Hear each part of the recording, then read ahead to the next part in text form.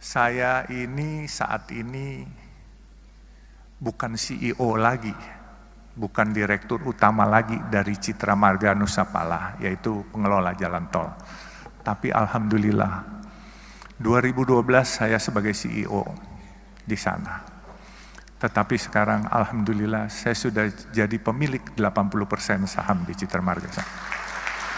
Itu semua bukan karena kepintaran saya, bukan karena kehebatan saya, tetapi semua gerak Allah. Saya mulai dari kecil, saya sebagai pedagang es mambo, pedagang asongan. Saya tidak pernah bermimpi, tapi saya punya mimpi selalu. Oleh sebab itu saya selalu katakan kepada teman-teman, dalam hidup ini kita harus punya mimpi, tetapi mimpi itu harus kita juga yang membuat menjadi kenyataan. Jangan biarkan mimpi itu berangan-angan saja di kepala kita, tapi kita harus jadikan kenyataan. Untuk membuat itu bagaimana? Kita jadi orang harus jujur dan amanah. Kedua, harus sayang kepada orang tua, karena doa orang tua ini membuat jalan kita jadi mulus. Saya selalu katakan kepada anak-anak saya, mungkin kalau kamu disuruh pilih sayang ibu atau bapak, kamu bingung. Tapi saya tekankan kepada anak-anak saya, pertama kamu harus lebih hormat, lebih sayang kepada ibu kamu. Baru kedua bapak kamu. Karena pengorbanan ibu kamu jauh lebih besar daripada bapak kamu. Jadi ibu mengandung kita.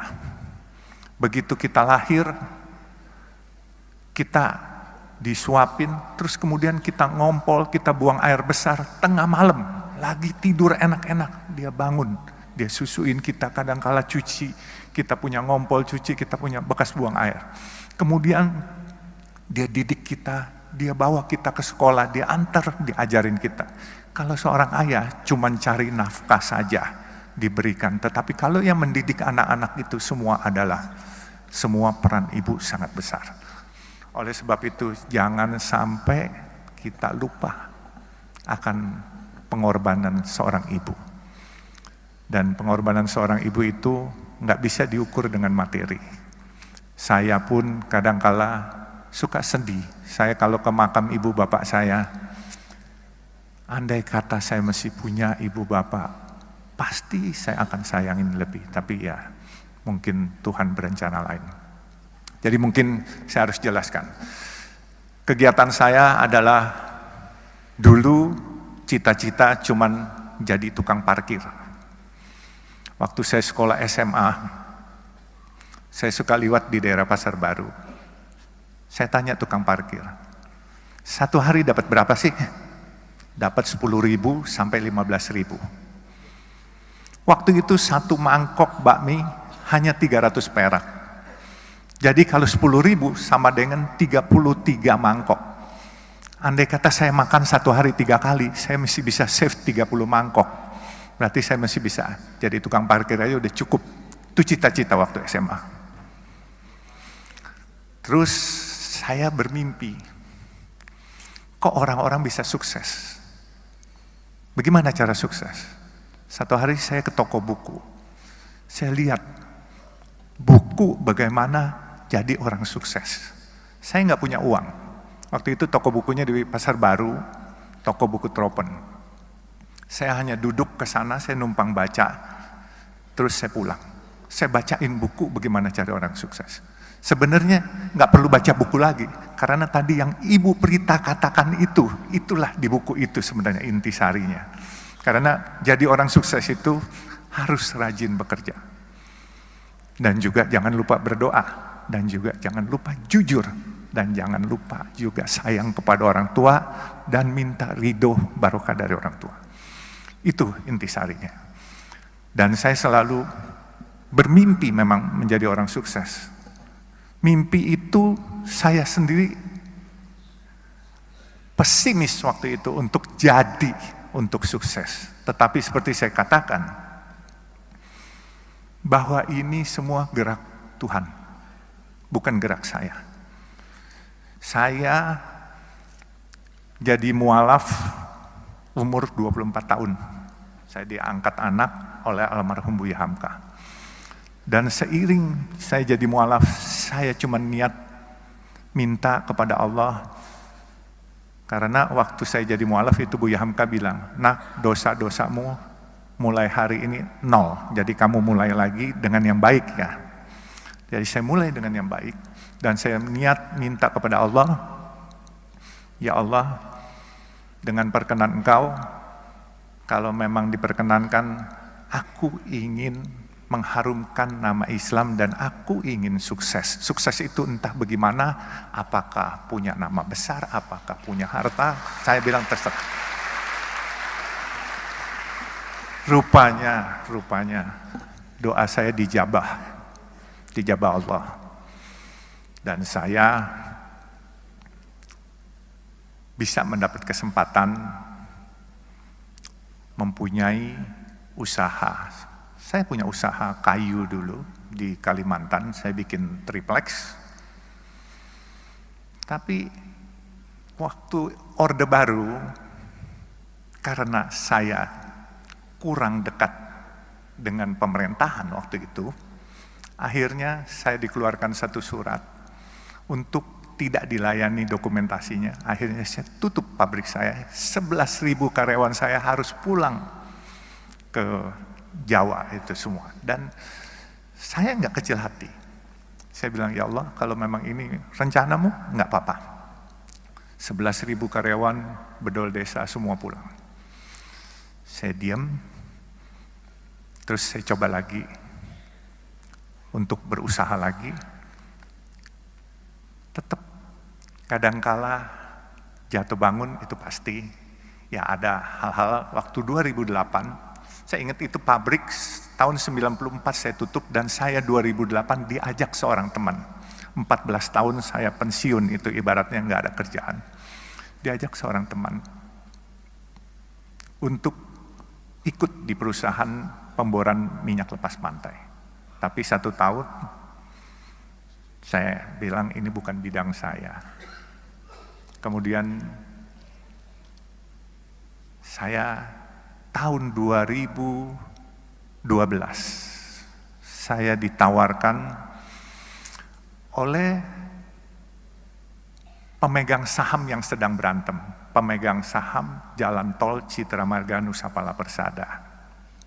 Itu jalan tol dalam kota, dan sekarang ini kalau perusahaan tol swasta terbesar adalah Citra Marga. Jadi saya ceritakan juga, inilah mungkin yang paling penting. Waktu saya masuk di Citra Marga, ini pemegang sahamnya berantem, menanyakan kepada saya, "Kamu berani nggak jadi direktur utama?" Saya bilang, "Kenapa harus saya? Karena ini raksasa-raksasa lagi pada berantem semua." Waktu itu Citra Marga yang punya adalah Ibu Tutut di antaranya. Terus ada Robi Sumampau, Robi Kete, dan ini naga-naga semua lah. Kebenaran saya ini kelahiran Kalimantan Timur, dari Sungai Mahakam saya lahir. Lalu saya jawab sama teman-teman saya, selama enggak nyuri, saya berani apa saja saya bilang, dan tidak korupsi. Akhirnya saya ditunjuk sebagai direktur utama. Di waktu saya ditunjuk sebagai direktur utama, saya melihat karena ini perusahaan publik, pemegang sahamnya ini banyakkan institusi-institusi asing. Saya lihat ini perusahaan bagus. Kenapa saya bilang bagus? Coba pikirkan, ini kalau bukan gerak Tuhan, saya nggak akan memiliki perusahaan ini. Saya dulu punya perusahaan kayu, saya pernah punya restoran, saya pernah punya hotel. Hotel pelayanan nggak baik, omset akan turun, orang nggak balik lagi. Restoran makanannya asin atau pedas, kepedesan, orang besok nggak balik lagi. Makanya saya bilang, saya bisa dapat jalan tol ini, coba pikirkan jalan tol. Kalian pernah lewat jalan tol, bayar, macet, marah-marah hari ini, brengsek nih jalan, macet, bayar pula. Besok kalian dengan senyum nganterin duit lagi kepada kita. Nah itu bedanya. Jadi jalan tol itu, mau keasinan, mau kepedesan, mau kemanisan, tetap dimanfaatkan. Nah ini semua gerak Tuhan yang milihin. Jadi saya berpikir gini, saya tidak punya rencana punya jalan tol. Tetapi jalan tol ini gini, kalau saya tidur, jam 10 malam, itu truk-truk besar yang nyariin duit sampai subuh jam 5 pagi. Kemudian kalau saya lagi melek bangun, sedan-sedan dan kendaraan umum dari jam 5 pagi sampai jam 10 malam. Nah jadi itulah perkembangan jalan tol, bisnis ini beda dengan hotel, dengan restoran, dan yang lain-lain. Nah saya bisa ceritakan, waktu saya lihat perusahaan ini bagus, saya kumpulkan teman-teman saya. Teman-teman saya dari berbagai macam suku, ada yang Tionghoa atau yang disebut asing. Jadi saya bilang, ini daripada asing yang milikin, kenapa enggak kita, kalian para asing, teman-teman maupun yang lain, ayo kita milikin. Mereka tanya sama saya, bagaimana? Saya bilang, gampang, siapin aja dananya, saya bikin asing ini keluar barangnya. Jadi waktu itu saya direktur utama, apa yang saya sebut itu pasti bereaksi market. Tapi waktu itu memang saya menyebut ingin membeli sesuatu barang, itu asingnya ketakutan. Saya main seruduk aja. Kalau ikutin aturan, saya nggak berani ngomong begitu, karena di aturan nggak boleh.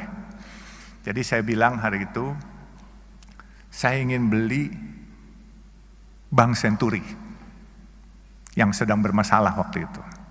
Itu semua asing tidak setuju. Dia lepas barang itu semua. Akhirnya teman-teman saya beli semua. Akhirnya sekarang pemiliknya adalah orang Indonesia asli semua Pak. Jadi Citra Marga ini udah nggak ada asing. Kalaupun ada asing 1-2 orang gitu.